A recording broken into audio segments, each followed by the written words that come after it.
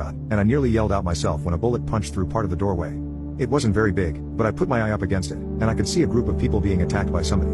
But something wasn't right about him. He looked too long in places, like he'd been stretched in a taffy machine. He was moving so fast, though, that I couldn't make anything out, except for him grabbing people and throwing them around like they were nothing.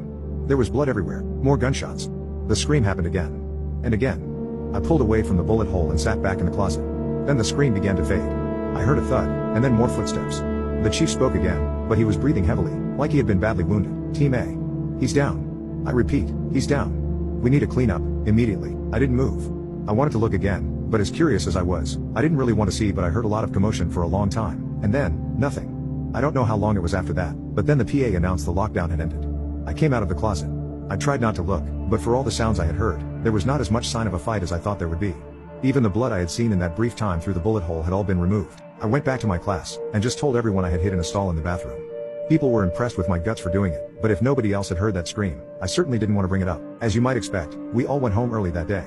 Police and EMT were everywhere, but as far as I could see, nobody was being taken away by either. My parents came and were so happy that I was all right. They had been following everything on the news and came as soon as they could. At home that night, I ate dinner, and waited to see what happened on the news. The live coverage had ended a long time ago, but when the news came back on at 10 o'clock, I wanted to see everything. As it started, I saw classes had been cancelled for the rest of the week, but then things started to get weird.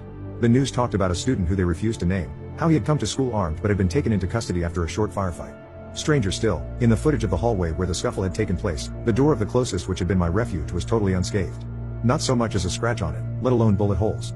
It appeared to have been replaced outright, well before any investigation could have been completed. I saw pictures of the student, being led away in cuffs. He didn't have a mark on him. He wasn't even wounded as he was pushed into a police car and driven away. All I saw was him fighting and yelling. Even in my glimpses through that bullet hole, I knew that wasn't the same one I saw. The clothes were completely different. The one I had seen had been wearing a black t-shirt and jeans.